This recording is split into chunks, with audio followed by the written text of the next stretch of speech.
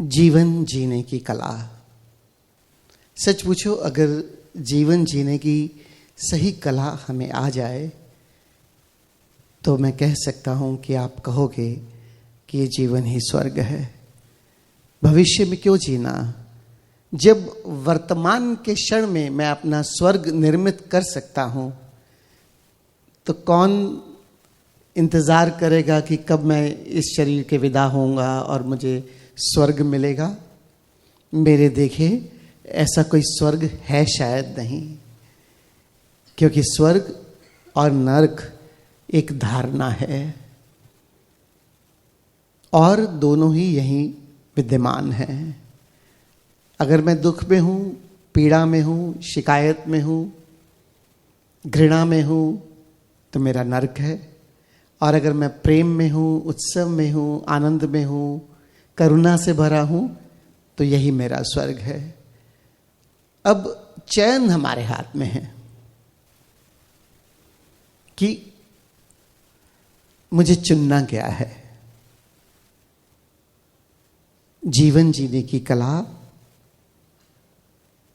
चुनाव से भी पार उस जीवन शैली को उपलब्ध होना है जिसे हम स्वर्ग जैसा परिभाषित कर सकते हैं। मैं हूं स्वयं में कंटेंटेड, स्वयं में पूर्ण, आनंदित और प्रेम की तरंगों से भरा। स्वामी जी कहते हैं, न प्रेम करना, न प्रेम पाना, प्रेम हो जाना। हमारी प्रेजेंस, हमारा होना प्रेमपूर्ण हो जाए, उसे प्रेम की तरंगे अपने आप, प्रेम की सुवास अपने आप फैलने लगे। हमारा स्वर्ग हमारे साथ है। कल एक मित्र मेरे पास आया और उसने पूछा कि बात तो सब ठीक है जो आप बता रहे हैं जीवन जीने की कला में, लेकिन मैं किसी का मन कैसे बदल सकता हूं। मैंने कहा क्या मतलब। कहते हैं कि मेरे पिता हैं, हर बात में मुझे टोकते रहते हैं और मेरे भाई को हर बात में प्रेम करते रहते हैं। मैंने कहा तुम्हारे कितने बच्चे हैं। कहते हैं 2। मैं कहा कितने बड़े हैं। कहते अभी छोटे हैं। मैंने कहा अच्छा, तुम दोनों में से किससे ज्यादा प्यार करते हो। कहते ये कैसी बात पूछ रहे स्वामी जी, दोनों बच्चे मेरे हैं, मैं दोनों से बराबर प्यार करता हूं। मैंने कहा तुम बहुत बड़े इंसान हो गए कि तुम अपने बच्चों से बराबर प्यार करते हो, और तुम्हारे पिता तुच्छ कि जो एक और दूसरे में भेद करते हैं। मैंने कहा क्यों भूल जाते हो कि तुम भी वैसे ही बच्चे हो जैसे तुम्हारे बच्चे हुए। कहते लेकिन मुझे लगता ऐसा है। अब ये बहुत बड़ी समस्या है, ये लगना क्या है। मुझे लगता है कि कोई मुझे घृणा करता है, मुझे लगता है कि कोई मेरे साथ राजनीति खेल रहा है, मुझे लगता है कि कोई मेरे को परेशानी गिरा है, मुझे लगता है कि कोई मेरी बुराइयां कर रहा है। ये लगना क्या है। बुद्ध बहुत सुंदर बात कहते हैं सम्यक दृष्टि। सम्यक दृष्टि क्या है। उसके 2 चरण हैं। अगर हम सब अपने जीवन में इन 2 चरणों को उपलब्ध हो जाएं, ये लगना बंद हो जाएगा। और जैसे ही लगना बंद होगा, आपकी आधी समस्याएं समाप्त हो जाएंगी, मन शांत हो जाएगा। ये लगा कौन रहा है मुझे। क्या कोई आकर मेरे कान में कुछ कह रहा है कि तुम्हें ऐसा लग रहा है, या कोई मुझे बोलता है कि तुम ऐसा लगता है। ज्यादातर ये लगाने वाला व्यक्ति मेरे भीतर ही बैठा है, जिसको कहते हैं मन, जो हर पल द्वंद्वात्मक विचार उत्पन्न करता है। ये हमेशा याद रखना, इसके स्वभाव को समझना। शरीर का भी स्वभाव है, मन का भी स्वभाव है, हर समय द्वंद्वात्मक विचार फेंकता रहता है। जो कोई मन को भा गया उसके संदर्भ में प्रेमल विचार फेंकेगा, जो कोई मन को अच्छा नहीं लगा उसके संदर्भ में घृणापूर्ण सुझाव फेंकता रहेगा। क्या दोनों सत्य हो सकते हैं? और फिर अगर कोई मेरे बारे में क्या कहता है, क्या मेरा जीवन ये है? कोई मेरे बारे में क्या सोचता है, क्या मेरा जीवन ये है? मेरा जीवन, ये शब्द मेरा बड़ा प्यारा है, लेकिन मेरा मोह में भी ले जाता है और जागृत भी करता है, क्योंकि मेरा होना मुझे जागृत करता है क्या है, और मेरा मन मुझे भटकाता है। सम्यक दृष्टि, जो विचार मेरे भीतर उत्पन्न हो रहे हैं किसी भी व्यक्ति के प्रति, किसी भी घटना के प्रति, किसी भी वस्तु के प्रति, क्या वो विचार सत्य है? क्या उन विचारों का कोई वजूद है मेरे जीवन में? क्या उन विचारों की कोई प्रामाणिकता है? कभी चिंतन करके देखना। लेकिन मेरा दिशा निर्देश ये विचार कर रहे हैं, जहां मैं नहीं भी जाना चाहता ये विचार मुझे वहां ले जाते हैं। कोई एक व्यक्ति नया मेरे जीवन में आया, 5 मिनट बात करते के बाद मेरा मन उसके बारे में कोई ना कोई धारणा बनाने में लग जाता है। क्या वो सत्य हो सकती है कि 5 मिनट में मैं किसी को जान लूं? आपको हैरानी होगी इस बात से, इवन जो जज अदालतों में बैठकर निर्णय भी ले रहे हैं, जब उनके सामने दोनों पक्ष रखे जाते हैं, उस समय पहले ही हियरिंग में जो उनके भीतर धारणा बन जाती है, वो उनको 99% केसेस के अंदर प्रभावित करती है। क्योंकि मन तो चाहे मैं हूं, चाहे कोई जज हो, चाहे कोई हो, वो तो किसी को छोड़ने वाला नहीं, उसका स्वभाव है धारणा बनाना, कंडीशनिंग्स पैदा करना। उससे कैसे मुक्त हो जाओगे? तभी मुक्त हो सकते हो जब उससे पार चले जाओगे, कि मन के विचारों का कुछ लेना देना नहीं। मैं अपने भीतर शून्यता के अंदर रहूं और फिर शून्य होकर ही, अपनी किसी कंडीशन से ग्रस्त ना होकर अगर व्यवहार करूं, मेरी जीवन शैली बदल जाएगी।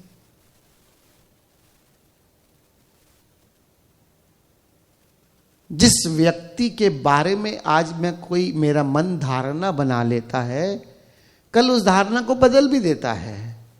एक समय होता है वो मित्र बहुत प्यारा होता है, एक समय होता है उस मित्र से घृणा होने लगती है, फिर एक समय आता है वो मित्र अच्छा लगने लगता है। कौन है ये? कौन निर्धारित कर रहा है? क्या मैंने कोई जज या मैंने कोई ऐसी शक्ति किराए पे रखी है जो सुबह शाम मुझे एक स्टेटमेंट देती है कि आज इस व्यक्ति के साथ प्रेम करना है और आज इस व्यक्ति के प्रति घृणा से भरना है, कल फिर उस व्यक्ति के साथ प्रेम करना है? अपने जीवन में हम अगर झांक कर देखें, हम सबका जीवन कहीं ना कहीं ये मन निर्धारित कर रहा है कैसे जीना है, और हम उसे नाम देते हैं अनुभव का। क्योंकि मन बहुत चालाक है, हम लॉजिकल व्यक्ति हैं, हमारे पास दिमाग भी है। हम ऐसे ही किसी की बात पे क्यों आ जाएं? तो हमें मन जस्टिफाई करता है, देखो सामने वाला व्यक्ति तुम्हारे साथ कैसा व्यवहार कर रहा है, तुम्हें तो इसका प्रत्युत्तर ऐसा देना ही पड़ेगा। बहुत सारे केसेस में मैंने देखा है, बहुत सारे मित्रों की जिंदगी में दूसरा आदमी हमें एक्सप्लॉइट कर रहा है। भाई तुम एक्सप्लॉइट हो कहां सकते हो भाई, अगर तुम नहीं होना चाहो तो? और अगर तुम होने के लिए ही बैठे हो तो कोई क्या, हर कोई कर सकता है। लेकिन एक्सप्लॉइटेशन ही है क्या? तुम्हारे अन्यथा तुम्हारा उपयोग। इस बात को ध्यान से समझना, तुम्हारे अन्यथा तुम्हारा प्रयोग कोई करना चाहता है। इसका मतलब तुम तो कहीं है ही नहीं कि तुम्हें कोई चला भी रहा है, तुम्हारे अन्यथा तुम्हारा प्रयोग भी कर रहा है।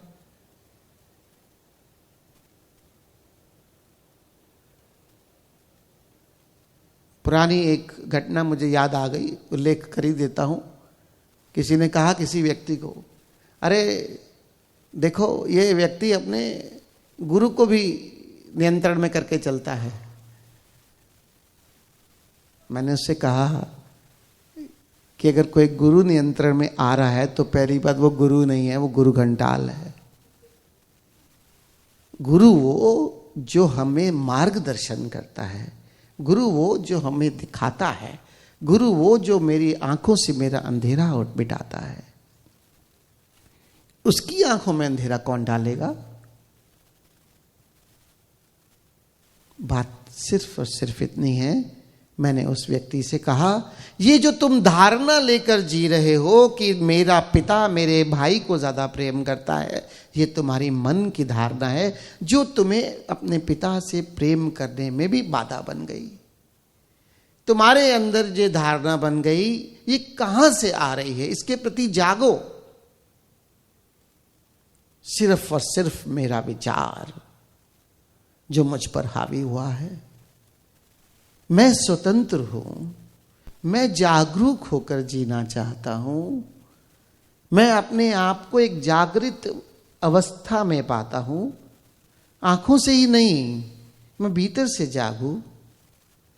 जो विचार आ रहे हैं उसके स्वभाव को जानूं कि ये मेरा मन विचार उठाता है और द्वंद्वात्मक है।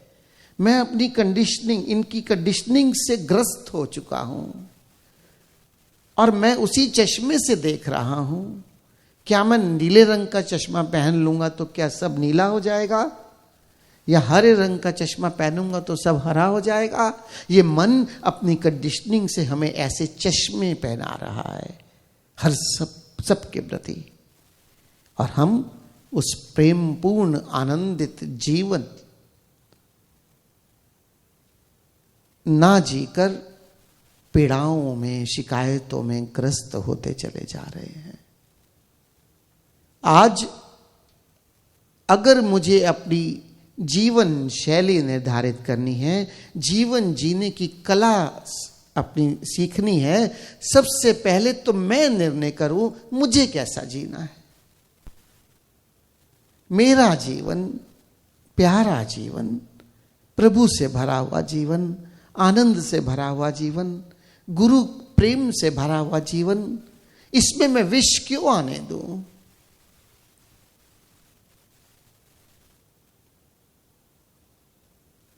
कल एक व्यक्ति आए, मेरे मित्र थे, मेरे को उदाहरण याद आते रहते हैं, क्या करूं, जीवन तो घटनाओं का जोड़ है। वो मुझे 20 साल से जानते थे। तो कोई ऐसा व्यक्ति मेरे जीवन में हुआ कुछ 2-4 वर्ष पहले, जिसके मैं बड़े प्रेम और सम्मान से भरा रहता था।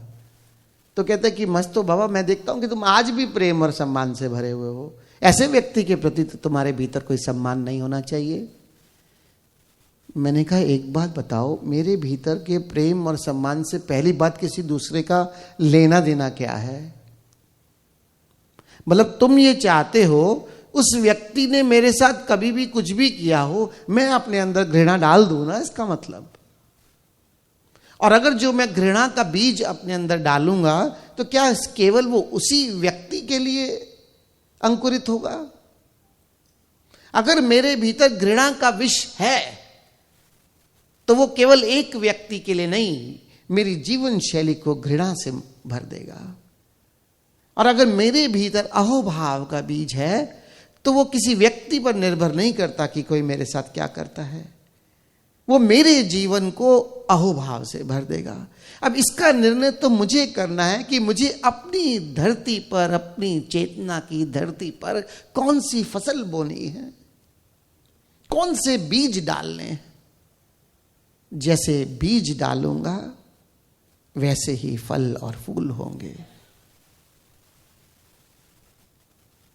जीवन जीने का सलीका अपने जीवन पर नियंत्रण का सलीका है। मैं प्रेम से भरा रहूं, मैं अहोभाव से भरूं, मैं करुणा से भरूं, मैं प्रेम की सुवास बनने के प्रयास में रत हो जाऊं। मेरा जीवन स्वर्ग हो जाएगा। मैंने उस बच्चे से कहा, जो दृष्टि तुम अपने बच्चों के लिए रखते हो, मानो उससे 10 गुना ज्यादा प्रेमल दृष्टि तुम्हारे माँ बाप की तुम्हारे लिए है। क्यों? क्योंकि जो एक जनरेशन गैप हमारे भीतर आ रहे हैं, जो हम आज ज्यादा शिक्षित होते जा रहे हैं, हम प्रेम और नेचर और अपने सहज स्वभाव से कटते चले जा रहे हैं। जितने तुम्हारे पिता उस सहज प्रेमल स्वभाव से जुड़े थे, आज की जनरेशन थोड़ी कम हो गई है। इसलिए दृष्टि को ठीक करो। और बुद्ध कहते हैं सम्यक दृष्टि। सम्यक दृष्टि सीधा सम्यक नहीं हो सकती। अपनी जिंदगी से पहले नकारात्मक दृष्टिकोण को हटाओ, सकारात्मक दृष्टिकोण से भर जाओ। ये मध्य मार्ग है। आज का प्रवचन स्वामी जी ने मुझे अभी सुबह सुबह दिया। ऐसे ही जब मैं सुबह उनके साथ चाय पी रहा था तो बोले, मस्तो बाबा आज कौन सी शेयरिंग होने जा रही है? मैंने कहा आज एक सवाल बड़ा प्यारा आया है दृष्टि के ऊपर। कहते चलो रुको, फिर मैं तुम्हें एक बहुत प्यारा प्रवचन देता हूँ। जो तुम्हें चलाना तो वो छोड़ दो, दूसरा चलाओ। मैंने कहा बड़ी कृपा है आपकी। और उसमें गीता का जो सार बताते हुए कृष्ण 9वें अध्याय में अर्जुन को कहते हैं कि सकारात्मक दृष्टि से भरो। 8 अध्याय तक कहते हैं कि अभी तुम इस काबिल नहीं थे। फिर मैंने उन्हें हंसते हुए कहा, मैंने कहा इसका मतलब 18वें अध्याय में जाकर अर्जुन सम्यक दृष्टि को उपलब्ध हुआ होगा। 9वें अध्याय में तो वो सिर्फ सकारात्मक दृष्टिकोण की बात सुन रहा है। नकारात्मक दृष्टिकोण से सकारात्मक दृष्टिकोण से भरो और एक दिन उसके भी पार चले जाओ। सम्यक दृष्टि जो जैसा है वैसा, न नकारात्मक न सकारात्मक। मेरे देखे सकारात्मक दृष्टिकोण भी एक धारणा है।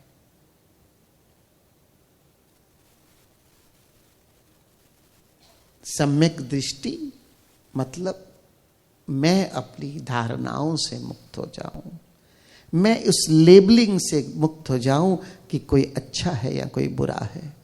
मैं उस लेबलिंग से मुक्त हो जाऊं कोई घटना अनुकूल है या प्रतिकूल। घटनाएं तो जीवन में घटती चली जाएंगी। मैं उसको एक नाम देता हूं चैलेंजेस। दुख नहीं, जीवन चैलेंजेस से भरा है। हर पल एक नया चैलेंज खड़ा है, लेकिन वो हर चैलेंज हमें विकसित करने के लिए है।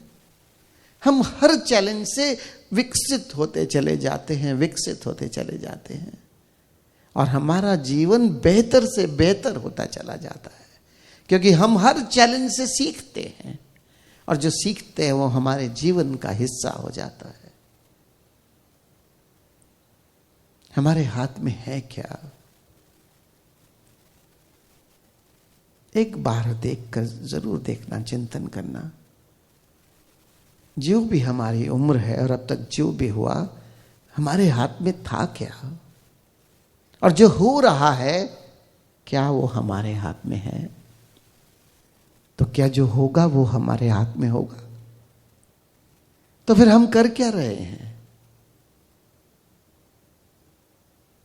जनक और अष्टावक्र का एक उदाहरण है।